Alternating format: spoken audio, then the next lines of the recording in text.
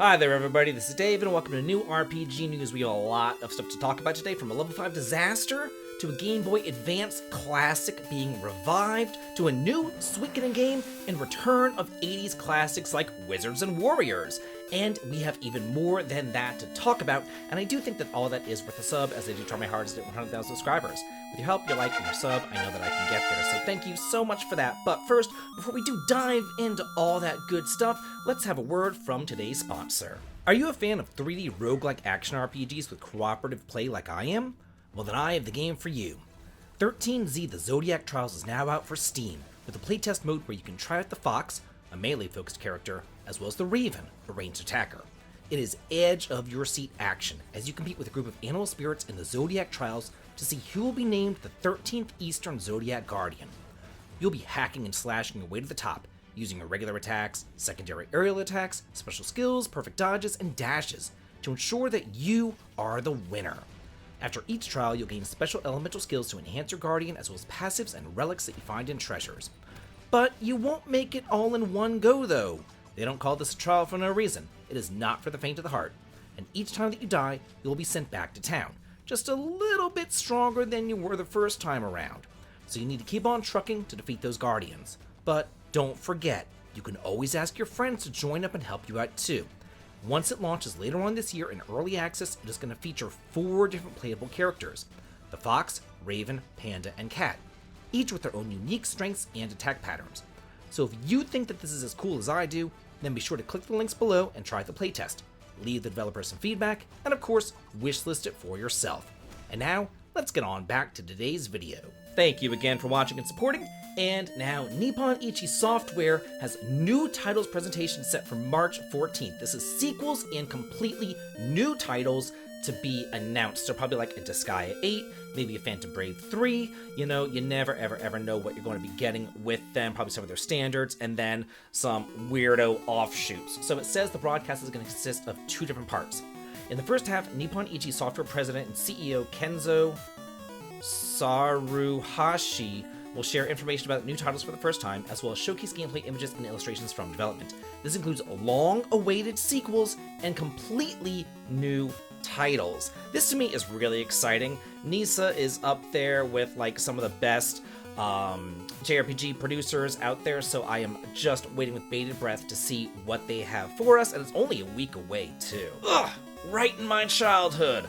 Game publisher Acclaim returns with focus on indie studios and classics, led by games industry veteran Alex Joseph. So, it says right here that the team of industry veterans has united to bring back video game publisher Acclaim after more than 2 decades. So this is really exciting to me, and anybody else who grew up in the NES days like I did, you know all about Acclaim. They were there in the SNES days too, and they put out some pretty cool stuff. It says, originally founded in 1987, the newly reborn Acclaim will support independent developers as well as reignite classic franchises, providing resources such as funding, marketing, and public relations supports to give independent studios the opportunity to bring their games to a wider audience. So I am just stoked about this. It goes on to talk about wrestling games and some other crap that I never played, but I played Wizards and Warriors back in the day, which I'm showing above me, and I loved. I would rent this from Video Wonderland all the time. We never actually got to play or buy or own, I guess, the 3 Wizards and Warrior games, but I would rent them constantly, and I loved them. Here we go. Are y'all ready for this?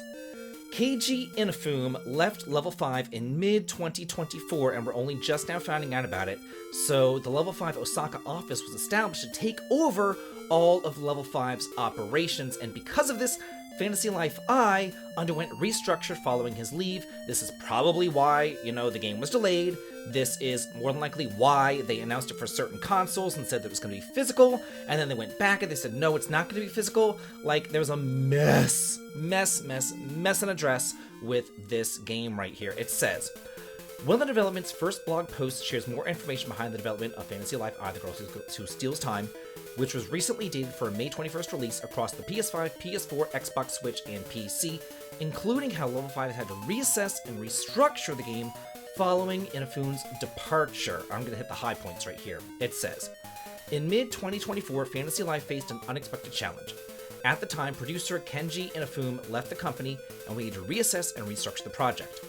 Meanwhile, internal playtesters had given the game harsh evaluations, making it clear that major revisions were necessary. So basically, he quit, and then everybody else said, hey, this game sucks, you need to do something about it.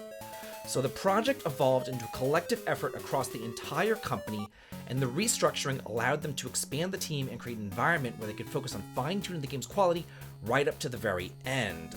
From that point onward, we undertook a complete overhaul of the game. Good. Adding open-world exploration and a parkour-style actions. Like, really? Okay, like Forspoken? Interesting. Okay, I don't know how parkour-style actions is going to fit into Fantasy Life, but whatevs. Restructuring the system's progression flow, improving the core mechanics, and refining the scenario to be even more emotionally impactful. Thanks to the solid foundation of the game's core mechanics, these additions didn't just fit in, they enhanced what was already great about the game, making the experience significantly more enjoyable. The improvements received high praise from internal testers too, marking a major milestone. Fantasy Life I was finally nearing completion after its long development journey. So, yikes, yikes, yikes. Every time that I hear about a game being bad and then they're like, oh, but you know, we said it was bad, but we fixed it, every single time, it's never actually fixed. Like, they say that they fixed it, they say that they did it right, and then you actually get the game and you're like, ooh, this is jank. You know what I mean? So hopefully this is like the exception to the rule, but I'm not holding my breath right here. We have another showcase next week. This is also from Level 5 and is from Inazuma 11 Victory Road, the Heroes Showcase, release date and final specs presentation set for April the 11th, and it says the release date might slip just a tiny bit because of what happened with Fantasy Life I. They spend more time on that, which is going to push back this game right here. It says that it's going to release the release date and full reveal of the game's final content, such as its gameplay systems, and further information, including the exact time the broadcast will air, will be announced at a later date. They also announced the launch of their 5-star workshop devlog, where it will share updates on its upcoming games. So you're going to get updates there on their little blog about Inazuma 11, as well as Fantasy Life. So it says, rest assured, we believe the final date will be one that players can look forward to, but the release date will slip just a tiny bit due to the ripple effects of Fantasy Life I. So it's not going to be June 2025 any longer. It might be July, it might be August, we don't know. From the developers of Edge of Eternity, speaking of Jankfests, we have Edge of Memories, hopefully a hell of a lot better, because I did hear, because we talked about this last week, we talked about Edge of Memories being announced, and then I said whenever I played it, I was excited about it, but then I actually, got my hands on it, and I was like, ugh. And then a lot of the other people said that they felt the same thing, but then a couple months later, they fixed it with patches, and then I said, first impressions matter, and I don't have time to go back to Jankfest. So, yeah, that's a little review of what we've already talked about last time. So now we actually have a gameplay teaser trailer of this game, and all I can say is that was their first game that they put out, and hopefully, they've learned from their mistakes in the first time, and that this will be much better. Okay, here we go. Fans of classic JRPGs, the creators of the hit... It was a hit? If you say so. which captivated over 1 million players, Midgar Studio invites gamers to return to the land of Herion in Edge of Memories. This new French-developed action RPG created in collaboration with renowned genre artists unveils its first gameplay footage today. Featuring fast-paced real-time combat and spectacular combos, Edge of Memories aims to honor the genre by immersing players in a vibrant, colorful world. Alongside Aline and her companions, players will embark on a journey to eradicate the evil threatening their world. I wish them all the best. I do hope that it is good, but again, just like Fantasy Life, I'm not holding my breath. I will do a wait-and-see approach to this one. Sigma Star Saga Deluxe Game Boy Advance Physical Edition pre-orders are now available. The version for modern platforms is still planned. This is from Limited Run Games. So it says that they're still planning to release this for modern consoles and PC, but today's announcement focuses on pre-orders for the Game Boy Advance version, and it also reconfirms that a version for modern platforms running on Limited Run Games' Carbon engine is planned for physical and digital release in the future. So what this is an upgrade of Sigma Star Saga, which originally released back on the Game Boy Advance back in 2005. And they've updated it, they've remastered it. It says they collected fan feedback to make it even better. If you've ever played the Guardian Legend back on the NES like I did, because I'm old, then you know what this game is all about. It has shooter sections, and then it has like overworld sections where you collect weapons and you go around and you fight, you gain experience points and all that kind of stuff. Over here at Limited Run, is the Collector's Edition and the pre-orders, and it says right here, the Definitive Deluxe Edition adds an improved map, decreased random encounter rate, rebalanced experience system, updated script, various bug fixes, and other enhancements. Updated script. Yikes! I don't know what that means, but sometimes that's not a good thing. So you can see everything here that it has. It has like a map, it has little coins, it has a keychain, it actually has a cart, a little Game Boy Advance cart right there. It has a Game Boy Advance box, a big box to keep everything in, a CD soundtrack, a little poster, lots and lots and lots of stuff right there. And okay, so this is $100 for the Collector's Edition. The Standard Edition is $50, which is just the cart and the Game Boy Advance cartridge. I have a lot to say about this. This is the new Suikoden game, Suikoden Starleap, announced for iOS and Android. So today, because this is a new RPG news episode, I just kind of do like a quick and dirty thing, try to get through it in a minute or so. But I do have a lot to say about this, so do look forward to an upcoming video going over this, the anime, the manga, everything that they announced, because there's a lot going on here, and I have a lot to say about it. So let's just go ahead and do our quick and dirty news right here. We don't have a release date for this. It says that it will be free to play with in-game microtransactions, but it does feature beautiful pixel art, and it does. It's like HD 2D pixel art. It's really gorgeous. Combined with dynamic sounds to deliver a whole new experience of Suikoden, complete with 108 new stars to meet and befriend. The Rune of Change is one of the 27 true runes that are said to have created the world. The Rune of Change we've heard about from the Sindar. They're the ones who do the ancient ruins around the world and all the different Suikoden games and everything. So we're going back into the past to play a great game that doesn't suck ass. The story begins just east of the giant Scarlet Moon Empire. That's the game where Scarlet Moon Empire is where Suikoden 1 took place, at a village located on the shore of a lake. One night, our hero, the village chief Hu's son, comes back home successful from his first hunt. The village is filled with celebration and brimming with hope for the coming days, but an assault is launched, and the fate of the village is changed in an instant. Our hero, along with Hishi, Shirin, and Shapur, embark on a journey to restore peace to the village. In the midst of the great whirlpool of destiny, the hero's small adventure turns into a large ambition for our precious one. And look at that, it's really absolutely gorgeous, I must say. Oh god, look at that spirit, it's so beautiful! I can't even stand it. So, oh, there's Vicky. Yeah, so we get to see some new characters and some old characters and stuff. So, oh, that's Victor right there. That's Victor right there. That might be Flick. I don't know. That looks like Humphrey right there. So, yeah, we're seeing some old characters. We're seeing some new characters. Looks like there's the battle system with the rose and everything. We have the war battles taking place right here. There's a lot going on, but again, I do have a lot to say, so do look forward to a video next week going over all of my thoughts about all of this. Just as I'm going to be talking about the Suikoden the new Suikoden game, I'm going to be talking about Suikoden anime also in the video coming out next week as well, because there's a lot to say about this as well. This is an anime based upon Suikoden 2, not Suikoden 1. We don't know much more about it. We do know that this is to serve as an introduction to the series for new fans, so hopefully we'll get new fans involved in the series. And I've only got to say, why would Konami want people to get involved in the series? Why would they want new fans? Maybe to continue the series? Maybe to make a Suikoden 6? Maybe to remaster Suikoden 3, 4, and 5? Maybe. We don't know. But that's the only reason I can think of why they would be wanting to get new people into the series. Wizardry Variants Daphne for PC is now available, and they've added Chinese language support, but it also does support English as well if you're into wizardry. It says the Steam version supports landscape mode, controller support, and cross-platform account linking for iOS and Android users, allowing seamless gameplay between PC and mobile. Additionally, Chinese has been added as a new option across all platforms, made the game accessible to even more players. They're giving away some gems and whatnots for this if you are playing this wizardry free-to-play game. Hell is for Children! Oh, wait, that's completely something else. Hell is Us! Investigation gameplay. 7 minutes of new footage if you're looking forward to this. It says, it's talking about this game, it's an action RPG, all that kind of stuff, and it talks about how this is helping the player take full control of their adventure. They have to rely on their observation skills, reasoning, intuition to progress through the game and uncover the secrets of these mysterious lands.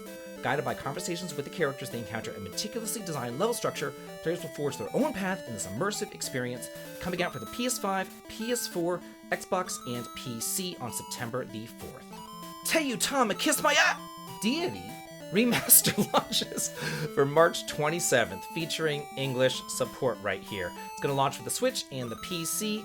Let's see, it says the story follows protagonist Yuri Mito, the only son of the local priest at the Yachimata Shrine. After a series of events during spring break, Yuri meets God Almighty, Kikurami Kami no Himi, the guardian of mystical relic in the woods near a school. She explains the strained history between humans and the Teyute, a mythical race sealed within the relic due to the potential threat to humanity. To bridge the gap between the worlds, the goddess reincarnates as a young girl named Mashiro and entrusts herself to Yuri. However, the relic is accidentally destroyed, releasing the Teyute? Particularly dangerous are the three mightiest, powerful entities hostile towards humans. Armed with spirit powers unique to his lineage, Yuri teams up with Mashiro and three other heroines to explore whether the humans and Teyute can coexist peacefully. This romantic fantasy adventure tells a heartfelt tale of growth, connection, and the mysteries of love, as well as not being able to pronounce anybody's names. If you thought that was bad, it only gets worse from here. Mystery novel puzzle game Kindaichi Mystery Series The Hanjin Murders, announced for the Switch and the PC, due at late March. For the Nintendo Switch as well as PC, it will be in English. Famous detective Kosuke Kindaichi's first case, the Hanjin murder mystery, Hanjin descendant Kenzo Ichiyanagi and his new wife Katsuko Kubo lay dead in a bed of blood on the night of their wedding. Kusoke Kindaichi searches for the truth about his locked room murder mystery. However, the murder brought about the twisted depression of the Showa era. A mystery puzzle novel game full of emotion, fear, and macabre for the Showa era has arrived in the modern Reiwa era. The Koto murder case, a horrifying locked room murder that beset the Ichiyanagi family. Together with detective novelist from Okayama, your goal is to piece together testimonies collected from the villagers and those involved in the incident to uncover the truth. Then you must complete your detective novel based upon the incident. What kind of ending awaits you? An ending that awaits me is an English to Japanese dictionary, for God's sakes. And now our award for stupidest visual novel of the week goes to Girls Made Pudding. It adds a Switch version and launches this spring. It is a town tour adventure game. Okay, here we go. It says, in most games, the story moves forward once you reach a certain destination. In Girls Made Pudding, everything happens during the journey. Nothing will happen if you stay where you are. And by going back on the road where you came from, you return to the dialogue that you already read once. Like, is that a good thing? Is that a positive? Hey, if you go all the way to the end of the game, the people at the beginning of the game won't change their dialogue at all. What wonderful, innovative, riveting gameplay! Keep the light moving and the girls chatting, and eventually unfold the story's mysteries. When you reach a branching road, that means the plot's going to branch as well. The story will move forward in different ways depending on whether you keep going straight or take a turn. You can also turn around and go check out a road that you didn't choose before, but the more that you travel, the more the girl's fullness will decrease. Yeah. When there's nobody there to see you, you disappear. It's weird, but it's been like this for a while now, almost half a year. The journey started with Samubi's wish. I want to eat that pudding again.